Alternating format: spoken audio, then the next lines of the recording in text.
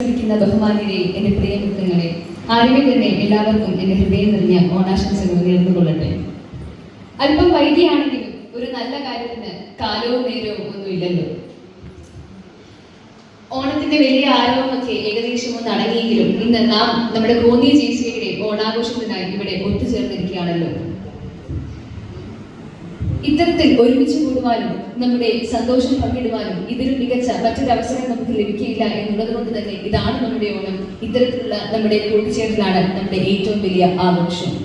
ഈ അടുത്തിടയ്ക്ക് മുരുകൻ കാട്ടാക്കടയുടെ ഓർമ്മയ്ക്ക് പേരാണ് ഓണം എന്ന മനോഹരമായ ഒരു കവിത ഞാൻ കേൾക്കുകയുണ്ടായി. ഓർമ്മയിൽ ഒരിക്കൽ കൂടി കൊതിക്കുന്ന മനോഹരമായ ആ പഴയ ഓണനാളുകളെ ഓർമ്മിപ്പിക്കുന്ന ഒരു കവിത. ആ കവിതയിൽ എന്നെ ഏറെ ആകർഷിച്ച ഏതാനും ചില വരികൾ ഇപ്രകാരമായിരുന്നു. എന്തെങ്കിലും പൂക്കുമെന്നോർത്ത് കാലം അന്നെന്നോ വിതച്ചൊരു നന്മയോണം, ഒപ്പത്തിനൊപ്പമാണ് എല്ലാവരും എന്ന നൽ സത്യ തിളക്കമാണ് ഓണം. അതെ, ഓണത്തിന്റെ ഏറ്റവും വലിയ സന്ദേശം ഇത് തന്നെയാണ്. സമത്വവും ഒരുമയും. മാവേലി നാട് വാണിയിടും കാലം മനുഷ്യരെല്ലാം ഒന്നുപോലെ എന്ന് നാം പാടുമ്പോൾ അത്തരത്തിൽ അസമത്വമില്ലാത്ത വലുപ്പ ചെറുപ്പങ്ങളില്ലാത്ത ഒരു കാലഘട്ടത്തെയാണ് നാം ഓർമ്മിപ്പിച്ചെടുക്കുന്നത്.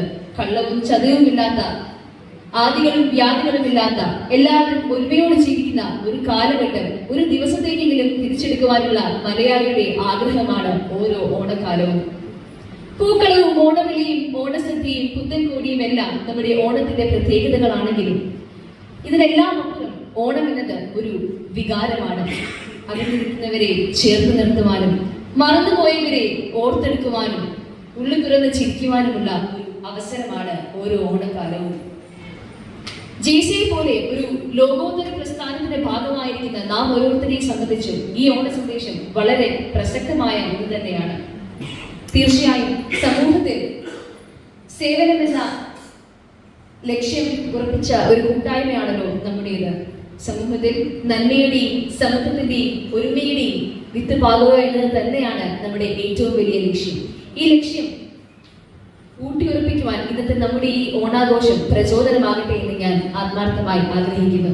ഒപ്പം നമ്മുടെ ദൈനംദിന ജീവിത തിരക്കുകൾക്കിടയിലും ഇത്തരത്തിലൊരു ഓണാഘോഷം ഇവിടെ ക്രമീകരിച്ച ഇതിന്റെ ഭാരവാഹികളോടുള്ള എല്ലാവിധ നന്ദിയും സ്നേഹവും അഭിനന്ദനവും ഈ സമയത്ത് ഞാൻ അർപ്പിക്കുന്നു.